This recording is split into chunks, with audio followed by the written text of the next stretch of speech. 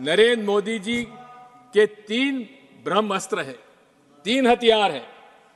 पहला अस्त्र है ईवीएम, दूसरा हथियार है धर्मांधता और तीसरा हथियार है ED, IT, CBI, NIA. Bharat विश्व का सबसे बड़ा लोकतंत्र है, मदर ऑफ डेमोक्रेसी कहा जाता है, लेकिन सफल लोकतंत्र के लिए निष्पक्ष माननीय चुनाव आयोग आवश्यक है।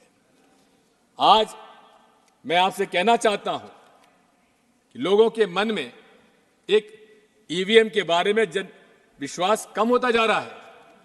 प्रदर्शन हो रहे हैं। 28 पॉलिटिकल पार्टीज ने कुछ प्रश्न चुनाव आयोग के सामने रखे। नरसिम्हा जी हमारे बैठे हुए, इन्होंने खुद ने किताब लिख डाली थी। मैं आपसे कहना चाहता हूं कि क्या चुनाव आयोग का आज व्यवहार निष्पक्षता से है क्या? 28 राजनीतिक दलों ने उनसे मिलने का समय मांगा। 6 महीने में माननीय चुनाव आयोग को 28 पॉलिटिकल पार्टी से मिलने का समय तक नहीं मिला। हम ऐसे चुनाव आयोग पर कैसे भरोसा करेंगे? मैं आपसे कहना चाहता हूं कि एक तरफ जहां उच्चतम न्यायालय ने अपना सुझाव भेजा कि चुनाव आयोग के सदस्यों के चयन के लिए माननीय मुख्य न्यायाधीश उच्चतम न्यायालय के उनको भी उसका समिति का सदस्य बनाया जाए, लेकिन प्रधानमंत्री जी को रास नहीं आया और उन्होंने यहां से बिल पास करा लिया। जब सारे विपक्ष के संसद सदस्यों को उनको उन्होंने निष्कासित कर दिया था। और क्या किया कि प्रधानमंत्री जी के अलावा प्रधानमंत्री जी द्वारा मनोनीत मंत्री भी उसका सदस्य होगा। इसका मतलब कि 3 सदस्यों में 2 जब प्रधानमंत्री जी द्वारा होंगे तो उससे क्या उम्मीद की जाए। और यही नहीं है, आज ये बात साफ हो गई है कि बीईएल के अंदर 4 डायरेक्टर्स, इंडिपेंडेंट डायरेक्टर्स की नियुक्ति किनकी हुई है? भारतीय जनता पार्टी के लोगों की। सभापति जी महोदय, हमारी मांग क्या है? आज कंप्यूटर साइंस इतना आगे बढ़ चुका है कि हमारा जो मकसद है वोट डालने का, क्या वो उसका निर्णय हमको मिलता है क्या? आज सॉफ्टवेयर निर्णय करता है कि आपको मशीन क्या नतीजा देती है। हमारी मांग क्या है? हमारी मांग यह है कि माननीय चुनाव आयोग को वो सॉफ्टवेयर पब्लिक डोमेन में लाना चाहिए। हमारी क्या मांग है? ये मेरा अधिकार है, एक वोटर के नाते अधिकार है कि मैं जिसे वोट चाहूं उसको वोट पड़े। महोदय, कि इस पूरे विश्व में केवल 5 देश ऐसे आज हैं जहां ईवीएम के माध्यम से चुनाव हो रहा है। उसमें से ऑस्ट्रेलिया में जो सॉफ्टवेयर डाला जाता है वो पब्लिक डोमेन में है।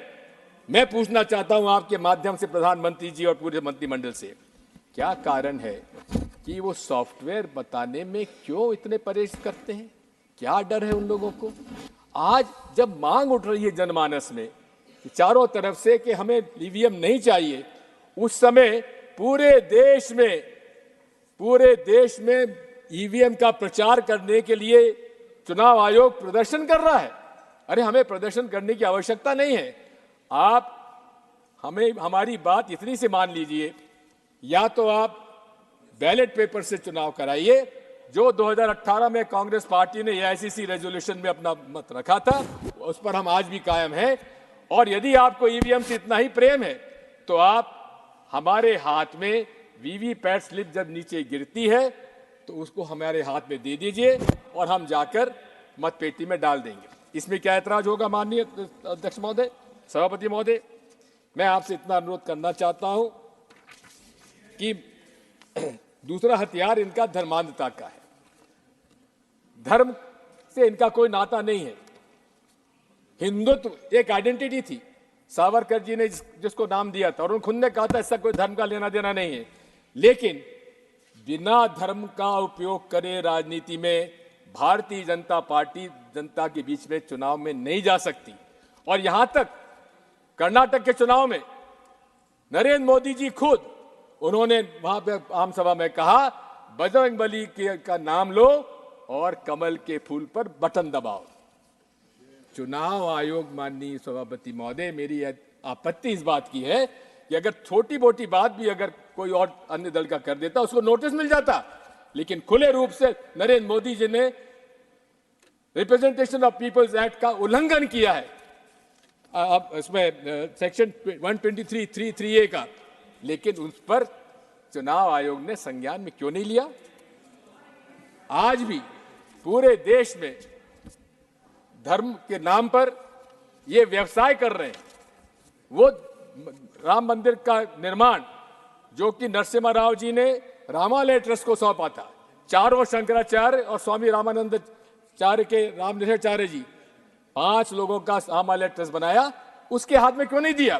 किसको दिया? विश्व हिंदू परिषद के हाथ में। और विश्व हिंदू परिषद के हाथ में देकर निर्मोही अखाड़ा जो पूरे तरीके से 10 मिनट नहीं 5 मिनट तक हो गए, जो हमारे पास सूचना थी वो 10 मिनट के लिए। सर देखिए, आपने देखिए मेरी इस बारे में सर, मेरी आपसे 5 मिनट का समय और दीजिए, 2 बातें मुझे और करना है। आपको 5 मिनट दिया गया था, ऑलरेडी 10 मिनट हो गए हैं। 5 मिनट समय तय था आपके लिए। देखिए बात यह है, बात यह है, हमारे अब कोई समय ही नहीं, हमारे लीडर ऑफ ऑपोजिशन का समय हमारे इसमें नहीं रखा जाना चाहिए, क्योंकि वो उनका अधिकार है। अभी जो नियम तय है उसी के अनुसार चलेंगे। प्लीज आप कंक्लूड करें। मैं आपसे कहना चाह रहा था कि पीपल्स रिप्रेजेंटेशन एक्ट का वायलेशन हो रहा है, उस पर कोई संज्ञान में नहीं लिया जा रहा है।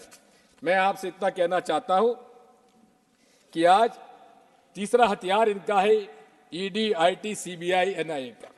इसमें मोदी जी को कहते हैं मेरी गारंटी, मोदी गारंटी का एक आपको उदाहरण देना चाहता हूं। भोपाल के अंदर उन्होंने भाषण में कहा कि मेरी मोदी गारंटी, ये महाराष्ट्र के नेता, उन पर 70,000 करोड़ का घोटाला है, उनको मैं जेल भेजूंगा। लेकिन 3 दिन बाद क्या हुआ सभापति महोदय? जेल भेजने के बजाय उनको मुख्यमंत्री बना दिया गया।